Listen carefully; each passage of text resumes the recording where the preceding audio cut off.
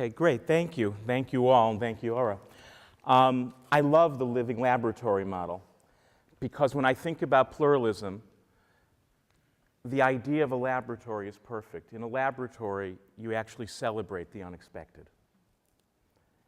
You can get it right and you can get it wrong. There are really mistakes that get made in laboratories. It's not that all judgment is suspended, but there's a kind of fearlessness and a kind of safety that's created about the ability to make those mistakes, right? So yes, you decide about boundaries, but the language you used is also perfect. You said you've made a covenant in your institution, but we all know that covenants have to be re-covenanted.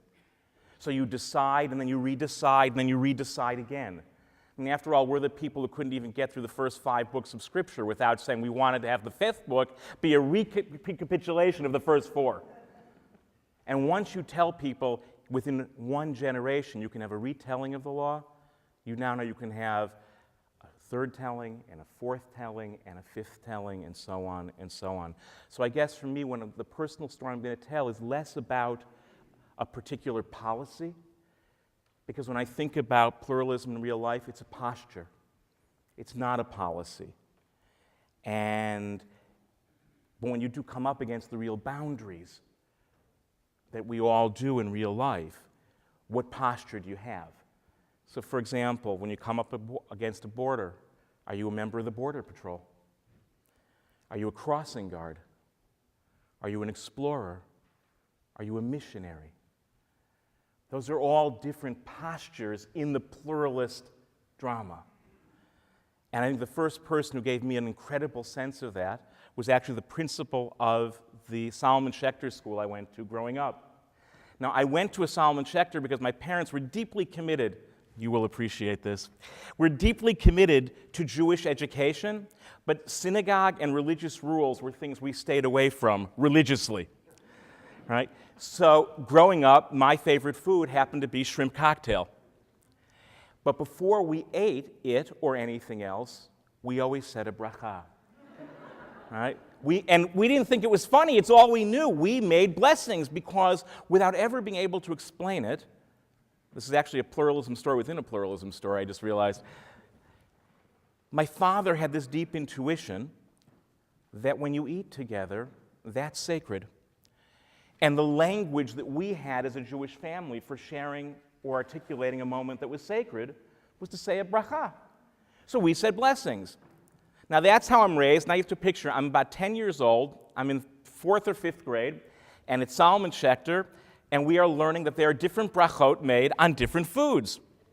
Leave aside the fact that the person teaching us this was a self-declared, completely secular Israeli woman who thought didn't make brachot on anything, which now we had some complication. As we learn all these different brachot, I'm waiting to see what's the bracha for shrimp.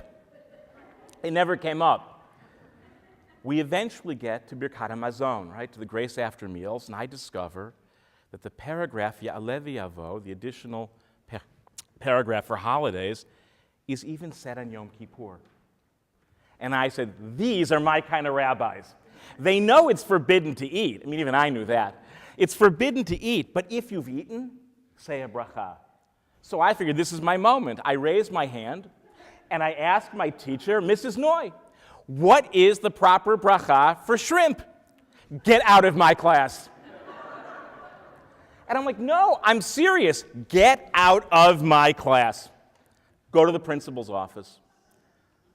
So I head on to the principal's office, and I was a little bit nervous because the truth is I was really a good kid in school. At the time, my father was chairman of the school board, and being sent to the principal, this was messy. I knock on the door of the principal's office. His name was Harry Kessler. He was an amazing man. He was really an amazing man.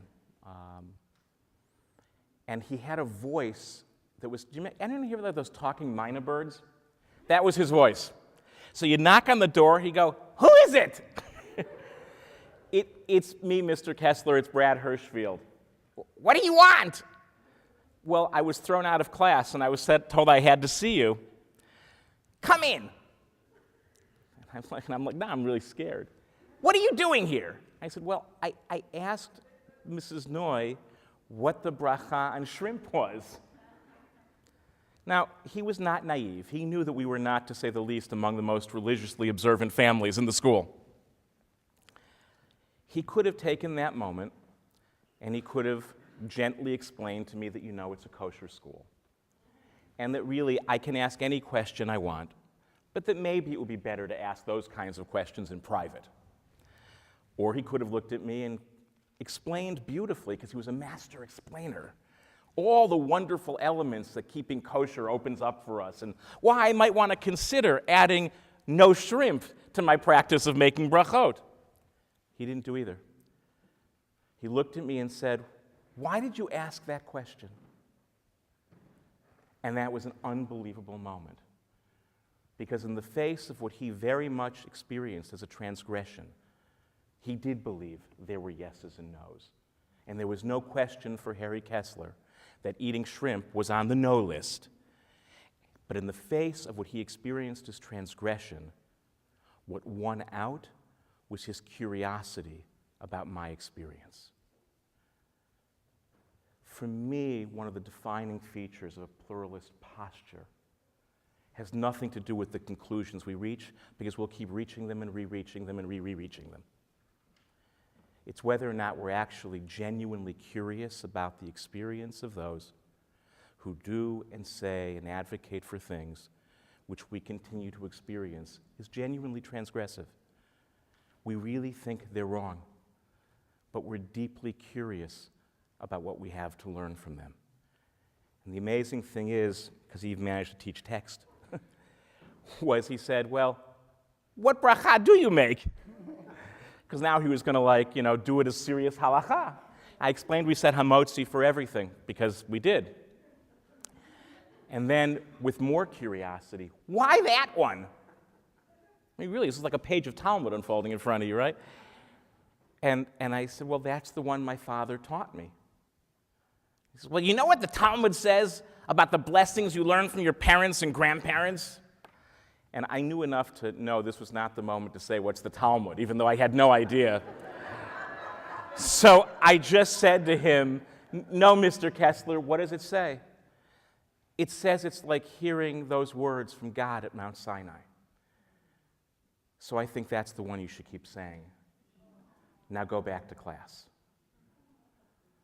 Right? And there is no doubt in my mind that along with my parents who taught that practice, Harry Kessler, of blessed memory, was a real Rebbe of what I mean by pluralism.